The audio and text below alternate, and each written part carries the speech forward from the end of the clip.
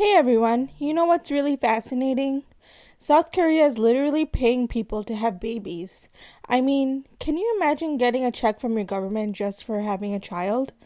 Well, that's exactly what's happening there right now. Let me tell you why this is such a big deal. South Korea is facing what you might call a demographic crisis. The birth rate has gotten so low that it's actually become a national emergency. We're talking about the lowest birth rate in the world. Just imagine, less than one child per woman on average. That's pretty shocking when you think about it. So here's what the Korean government decided to do. They're pulling out all the stops with the incredible support package. Let me break it down for you. When a couple has a baby, they get this initial payment, kind of like a congratulations on your new baby bonus. But that's just the beginning. There are monthly allowances, childcare subsidies, and even housing support in some cases. You know what's really interesting? They're especially focusing on women, working women, because, well, let's be honest, in some countries, women often have to choose between their career and having children. So the Korean government is like, hey, we get it. And they're offering extended maternity leave, flexible work arrangements, and additional financial support specifically for working mothers. But where it gets really fascinating. Despite all these incentives, it's not exactly working out as planned. You see, the thing is, money isn't the only factor when people decide whether to have children. There are other considerations, such as career prospects, work life balance, the incredibly competitive educational system in Korea, and, well, changing social attitudes about marriage and family. Let me give you some perspective on how serious this situation is. By 2025, that's just around the corner, about 20% of Korea's population will be over 65. And by 2050, well, that number could jump to nearly 40%. That's pretty mind-blowing when you think about it. You might be wondering, is Korea the only country doing this? Actually, no. Other countries have tried similar approaches. Singapore, for example, has the baby bonus scheme. Japan's been trying various initiatives too, but Korea's program is probably the most comprehensive and expensive attempt to boost birth rates. The thing that really makes you think is how this reflects bigger changes in modern society.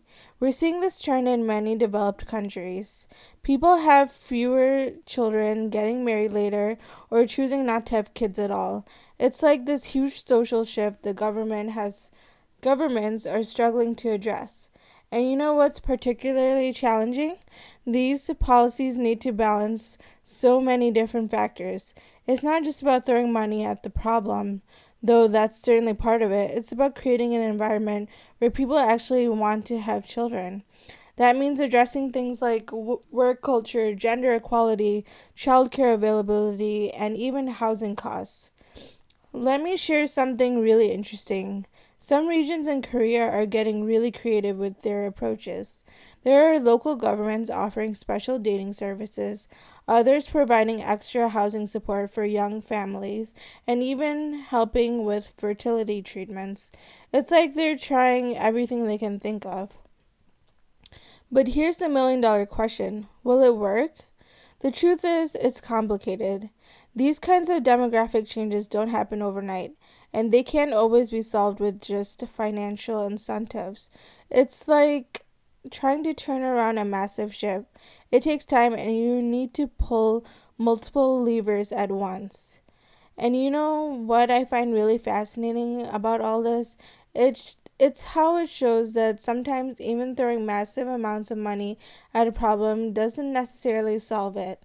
The Korean government is spending billions, literally billions, on these programs, but the birth rate is still declining. Looking ahead, well, Korea might need to think even more creatively about this challenge.